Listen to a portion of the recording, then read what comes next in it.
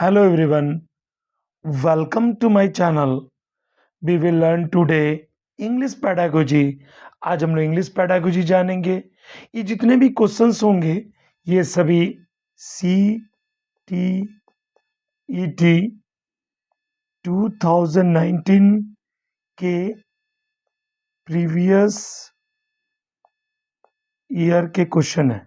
ठीक है, 8 दिसंबर 2019 को जो एग्जाम हुआ था CTET का, उसके इंग्लिश पेडागोजी के क्वेश्चंस हैं। यानी सभी क्वेश्चन प्रीवियस ईयर के। ये आने वाले CTET इसके साथ साथ जितने भी राज्य में टेट की परीक्षाएं होती है उसके लिए महत्वपूर्ण है। सो वीडियो को स्किप ना करें, पूरा वीडियो देखें और अपने नॉलेज को इंक्रीज करें। अगर आप हमारे चैनल पर नए हैं तो जल्दी से चैनल को सब्सक्राइब कर लें ताकि हर वीडियो का नोटिफिकेशन सबसे पहले आपको मिले। Okay, come to the first number question. A teacher divides her class into group of 4. यहाँ गौर करें, एक शिक्षक है जो डिवाइड करते हैं क्लास को 4 ग्रुप में and reads out a text of about 6 sentences. Learner listen to and jot down. Learner सुनते हैं और लिखते हैं इंपॉर्टेंट वर्ड्स को और फ्रेजेस को. The teacher reads out the text second time, then learner discuss in group and jot down words. फिर लिखते हैं और रिक्रिएट करते हैं टेक्स्ट को nearer to the one read out by teacher. What is this task? इस task को हम क्या कहते हैं? ठीक है, थोड़ा मैं छोटा कर दे रहा हूँ ताकि आपको ऑप्शन के साथ साथ आप क्वेश्चन को भी पढ़ सकें. A mutual diction, B punctuation diction, C real diction, D composition Dickson.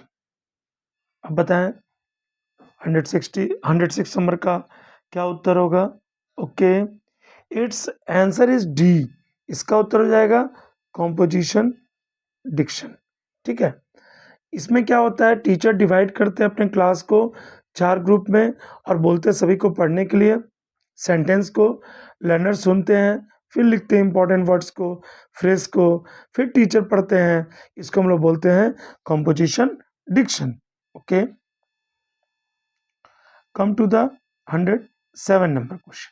Intensive reading refers to A. Reading a text for pleasure, B. Reading a text for editing, C. Reading a text for someone else, D. Reading a text for detailed information. आपको intensive reading बतानी है. यहाँ reading intensive और extensive, यहाँ intensive दिया हुआ, अब इसका उत्तर दें. Okay, it's answer is D, reading a text for detail information. जब इंटेंसिव रीडिंग रेफर करता है हमेशा किस रीडिंग को, तो reading a text for detail information. देखिए, reading for text for pleasure ये तो होगा नहीं, reading a text for editing ये भी नहीं होगा, reading a text for someone else ये भी नहीं होगा. तो क्या अप्रोप्रिएट उत्तर हो जाएगा? Reading a text for detail information. ठीक है, इंटेंसिव रीडिंग क्या बताता है? Reading a text for detail information. Come to the 108 number question को जाने. 108 नंबर क्वेश्चन क्या कह रहा है? Knowing words means. आपको बतानी है नोइंग वर्ड्स किसे कहते हैं.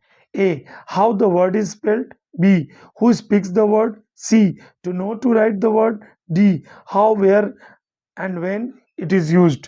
आपको क्या बतानी है? नोइंग वर्ड बतानी है. 108 नंबर का उत्तर दे आप. Okay, it's answer is D. Knowing words में क्या होता है? हाउ भी होता है, वेयर भी होता है और व्हेन भी होता है. इसे हम लोग क्या बोलते हैं? नोइंग वर्ड्स कहते हैं. ठीक है, इसी तरह के क्वेश्चन सीटेट में आएंगे और ज़्यादातर जो क्वेश्चन रिपीट किए आते हैं प्रीवियस ईयर के क्वेश्चन है, इसीलिए मैं आपके लिए प्रीवियस ईयर के क्वेश्चन ला रहा हूँ. ठीक है, okay, come to the 109 number question. Which topology of question does the following question belong to? इसे आप गौर करें. belong to मैंने तक के अधिकार में होना. Imagine you are the narrator of the stroke, write an entry your clearly about your experiences in about 100 words. A inferential question, B closed question, C extrapolative question, D informative question. 109 number का उत्तर दें आप. Okay, it's answer is extrapolative question. मान लीजिए आपको topology question लिखने को कहा जाए, क्वेश्चन अधिकार में जिस आपको कल्पना करने का आप नरेटर है, आपको एंट्री करनी है क्लियरली अबाउट योर, इसे हम लोग बोलते हैं एक्स्ट्रापोलेटिव क्वेश्चन। ठीक है, कम टू द 110 नंबर। यहाँ पर 110 नंबर क्या कह रहा है? Poetry teaching is dash A to learn poetic devices, B for enjoyment and appreciation, C to write a critical commentary, और D to learn words and phrases। आपको बता नहीं पोएट्री टीचिंग जो है वो क्या है। आप 110 नंबर का उत्तर दें। इसका सही उत्तर क्या होगा? ओके, इट्स आंसर इज, देखिए 110 नंबर का जो उत्तर होगा वो बी होगा, फॉर एंजॉयमेंट एंड अप्रिसिएशन। देखिए पोएट्री टीचिंग जो होता है उससे हम इंजॉयमेंट भी करते हैं और उसे अप्रिसिएट भी करते हैं। ठीक है, come to the 111 number. Learning outcomes aim at, learning outcome का क्या लक्ष्य होता है? A achieving maximum levels of learning, B achieving minimum levels of learning, C ensuring all the competency are acquired by learners, D output oriental learning। आप learning outcome के बारे में आपको 111 नंबर का उत्तर दें आप। Okay, it's answer is C, ensure all competency are acquired by learners. अब इसमें क्या होगा? Ensuring all the competency are acquired by learners, इसका मतलब होता है लर्निंग आउटकम्स एम एट मैंने लक्ष्य, तो इसका मतलब क्या होता है? Ensuring all the competency are acquired by learners। Come to the 112 number। A teacher brings a newspaper to her class 8 students। एक शिक्षक क्या करते हैं? लाते हैं न्यूज़पेपर को क्लास 8 स्टूडेंट को, उनसे कहते हैं find some advertisement. See then ask them to list out how advertisement are designed and what an advertisement contains। What is the newspaper here? A instrumental of language learning, B techniques of language learning, C material for language learning, D for reading। आप 112 number का उत्तर दें। Okay, it's answer is C, material for language learning. अब देखिए 112 number क्या कह रहा है?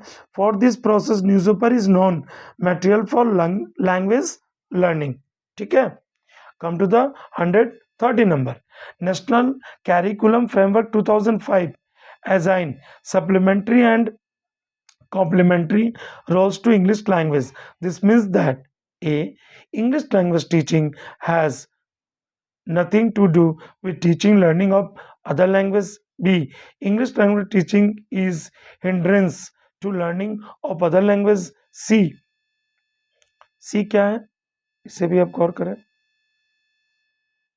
सी में आ रहा है English language teaching violets the mother tongue based language education, और डी में है English language teaching should support learning of other language and subject. आपको बतानी है कि नेशनल कैरिकुलम फ्रेमवर्क 2005 में सप्लीमेंट्री और कॉम्प्लीमेंट्री रोल्स इंग्लिश लैंग्वेज के बारे में क्या कहा गया। आप 130 नंबर का उत्तर दें। Okay, it's answer is D. यहाँ क्या कहा गया? English language teaching should support learning of other language and subject. Come to the 140 number. A reader uses her prior knowledge, makes a semantic cues and syntactic cues, then moves to other more specific information। What model of reading the reader here adopts? थोड़ा सा blur है, आप इसे आप adjust कर लेंगे। A top down model, B interactive model, C whole language model, D bottom up model. आप ज़्यादा से ज़्यादा प्रीवियस ईयर के क्वेश्चन देखें, प्रीवियस ईयर के ही क्वेश्चन पूछे जाते हैं, उसी स्टाइल के क्वेश्चन थोड़ा सा परिवर्तन उसमें किए रहेंगे। आप 140 नंबर का उत्तर दें। Okay, it's answer is A top down model. देखिए रीडर यूज करता है अपने प्रायर नॉलेज को, पहले के नॉलेज को एनमैक्स सेमेटिक क्यूज का पता लगाता है, सिंथेटिक क्यूज का पता लगाता है स्पेसिफिक प्रमोशन के लिए। इस मॉडल ऑफ रीडिंग को हम क्या बोलते हैं? टॉप डाउन मॉडल कहते हैं। Okay, come to the 115 number. Drilling is a teaching learning techniques or strategy in A. Structuralism, B. Communicative learning teaching, C. Lexical approach, D. Constructivist language teaching। आप इसके उच्चारण को देख लेंगे, एडजस्ट कर लेंगे। ओके, अब बताएं ड्रिलिंग प्लानिंग को हम क्या कहते हैं, ड्रिलिंग टीचिंग लर्निंग टेक्निक और स्ट्रेटेजी को हम क्या कहते हैं। आप 150 नंबर को उत्तर दें। Okay, it's answer is A, structuralism. यानी इसे क्या कहते हैं? इसका जो मीनिंग होता है हिंदी, संरचनावाद। स्ट्रक्चरलिज्म का क्या मीनिंग होगा? संरचनावाद। यानी drilling is a teaching learning technique और strategy in structuralism. Okay, come to the 160 number. Which of the following statement is true of language learning? आप बताइए कि यहाँ पर कौन सा स्टेटमेंट ट्रू है। A, first language supports the learning of second language. B, language learning has nothing to do with the content learning. C, every language is different and learning of language is also discrete। और D, first language interfaces in the learning of second language. आप 160 number का उत्तर दें। Okay, it's answer is A, first language supports the learning of second language. ये true है, बाद बाकी ये भी रॉन्ग है, ये भी रॉन्ग है और ये भी रॉन्ग है। Okay, come to the 170 number. Multilingualism, जो multilingualism as a resource in education aim at. जो मल्टी भाषाएं होती हैं वो एक रिसोर्स है एजुकेशन। उसका लक्ष्य क्या है? A, making learners learn as many languages as possible. B, using classical language for teaching learning. C, enabling to learn English language for jobs and mother tongue for culture. D, making use of languages of learners for teaching learning।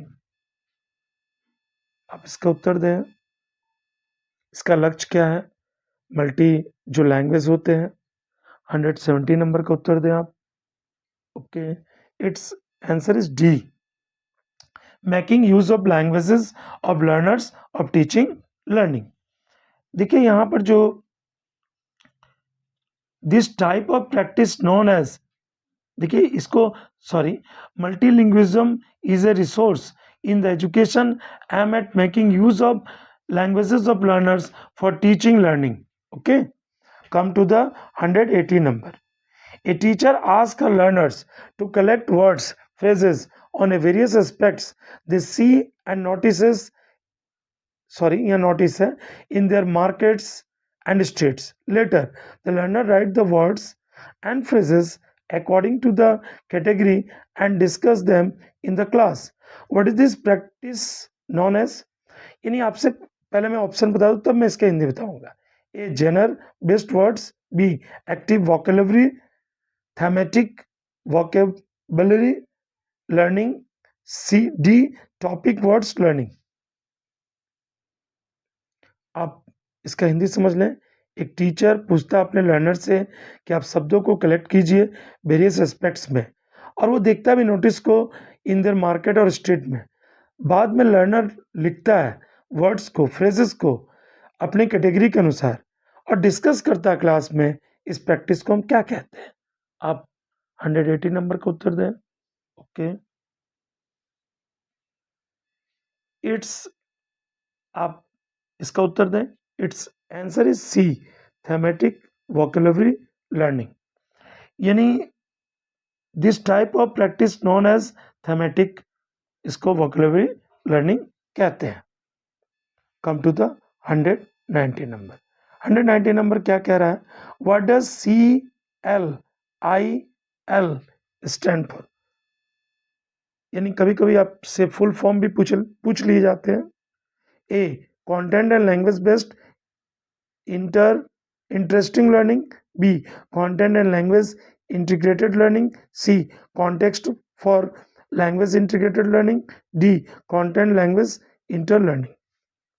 अब बताएं 190 number का क्या उत्तर होगा? Okay, it's answer is B. C से क्या हो जाएगा? कंटेंट, एल से हो जाएगा लैंग्वेज, फिर आई से हो जाएगा इंटीग्रेटेड, और फिर एल से हो जाएगा learning. Okay, come to the 120 number. 120 number question को भी आप समझ लें, थोड़ा बड़ा है question. Okay okay, which of the following statement is correct? आपको करेक्ट स्टेटमेंट बतानी है। A, respective vocabulary are words we recognize when we hear, or see, and productive vocabulary are words we speak or write. B, respective vocabulary are words we discourse with the people, and productive vocabulary are words in written text. C, words from other language are respective vocabulary, and words from native language are productive vocabulary. D, respective vocabulary are words we speak, and productive vocabulary are words we hear. काफी बड़ा options है, आप सोच समझ के इसका उत्तर दें। Okay, it's answer is A, respective vocabulary are words we recognize. देखिए रिस्पेक्टिव वोकैबुलरी क्या होता है? हम जिसे शब्दावली क्या होते हैं रिकॉग्नाइज करते हैं। हम व्हेन वी हियर और सी जब देखते हैं उसे productive vocabulary are words we speak और राइट। एक हम सुनते हैं देखते हैं, और एक हम बोलते हैं और लिखते हैं। ठीक है, तो आपने 15 क्वेश्चंस कंप्लीट कर ली। यदि आपको वीडियो पसंद आया तो अपने दोस्तों के साथ शेयर करें। वीडियो लाइक करना ना भूलें। वीडियो देखने के लिए धन्यवाद।